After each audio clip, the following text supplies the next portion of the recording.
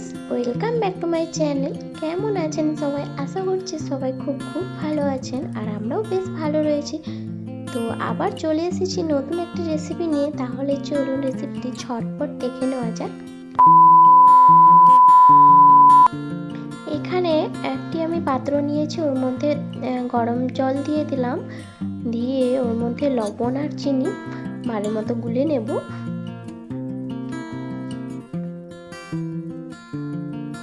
এখানে আমি 1 table spoon লবণ আর চিনি দিলাম, আপনারা আপনাদের স্বাদ মতন দেবেন।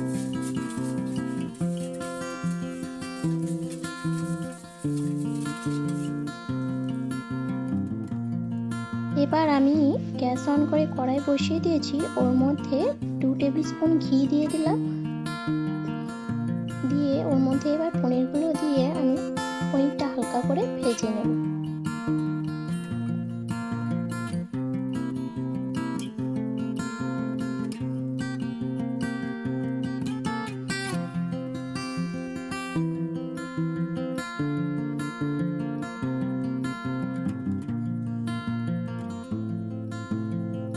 পনিরটা হালকা করে ভেজে নিয়েছি। এবার আমি গরম জলের মধ্যে পনিরগুলোকে দিয়ে দিলাম, দিয়ে এর মধ্যে কিছুক্ষণ ভিজিয়ে আমি রেখে দেব। গরম জলে পনিরগুলো ভিজিয়ে রাখলে কি হয়, পনিরগুলো খুব সুন্দর সফট হয়।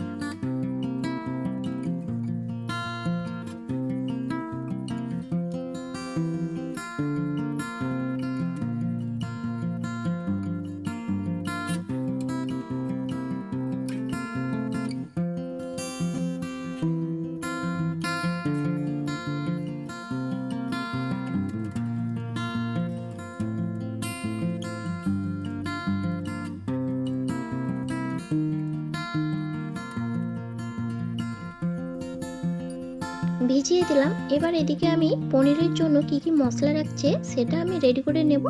এখানে দিয়ে দিলাম 1 টেবিল স্পুন পোস্ত আর 7 থেকে 8টি কাজু বাদাম। তো এটা প্রথমে আমি হাই স্পিডে ঘুরিয়ে নেব, তারপর বাকি মশলাগুলো দেব। তো ঘুরিয়ে নিয়েছি। এবার এর মধ্যে দিয়ে দেব 1 ইঞ্চি আদা আর একটি কাঁচা লঙ্কা, আর দিয়ে দিচ্ছি একটা টমেটো কুচি, দিয়ে এটাকেও আমি পেস্ট করে নেব।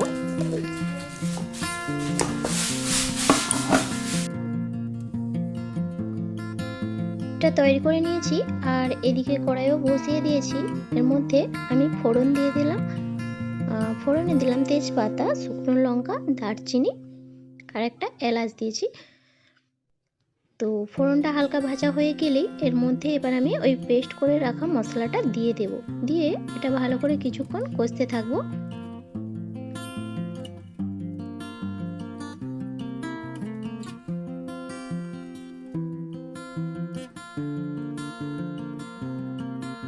এবার আমি এর মধ্যে কিছু গুঁড়ো মশলা দিয়ে দেব।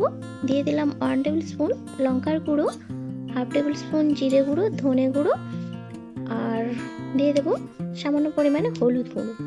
তো ঝালটা আপনারা আপনাদের স্বাদ মতন বুঝে দেবেন। তো দিয়ে সবগুলো এবার ভালো করে আবারও একবার কষিয়ে নেব।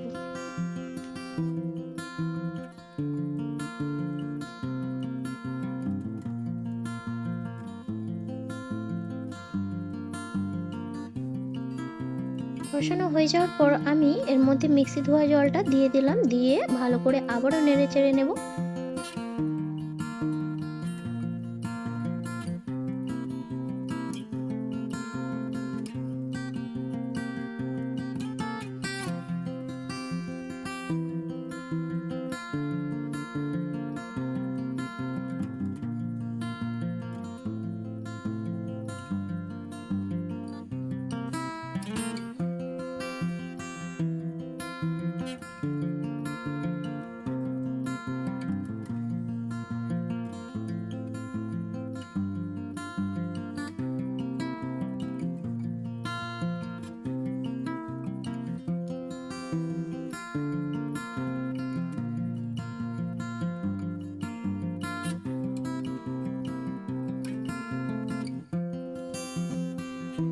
দেখুন মশলা সুন্দরভাবে পুরোপুরি কষানো হয়ে গিয়েছে, আর সুন্দরভাবে কিন্তু তেলও ছেড়েছে। এবার আমি এর মধ্যে ভিজিয়ে রাখা পনিরটা দিয়ে দিলাম, দিয়ে এটা কিছুক্ষণের জন্য ঢাকা দিয়ে লো থেকে মিডিয়াম ফ্লেমে রান্না করব। আপনারা যেরকম পরিমাণ গ্রেভি খেতে পছন্দ করেন সেই পরিমাণ জল দেবেন।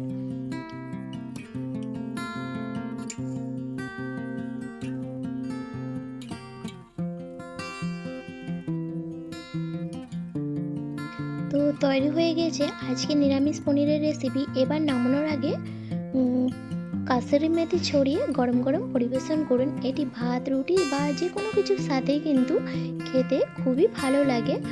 আর হ্যাঁ, আজকে আমার এই রেসিপিটি আপনাদের কেমন লাগলো অবশ্যই লাইক কমেন্ট করে জানাবেন, আর ভালো লাগলে শেয়ার করবেন আপনার ফ্রেন্ড ফ্যামিলিদের সাথে। আর আপনারাও এইভাবে একবার ট্রাই করবেন, আশা করছি আপনাদের খুবই ভালো লাগবে। আর হ্যাঁ, আমার চ্যানেলে যদি এখনও নতুন বন্ধু হয়ে থাকেন, চ্যানেলটি সাবস্ক্রাইব করেননি, অবশ্যই সাবস্ক্রাইব করে পাশে বেল আইকনটি ক্লিক করে অল নোটিফিকেশান অন করে দেবেন, যাতে করে আমার চ্যানেলে নিত্য নতুন ভিডিওর নোটিফিকেশানটি আপনারা পেয়ে যান। তো আজ এই পর্যন্ত, আবার নিয়ে আসবো নতুন কোনো রেসিপি নিয়ে। ততক্ষণ সবাই ভালো থাকবেন, সুস্থ থাকবেন। ধন্যবাদ।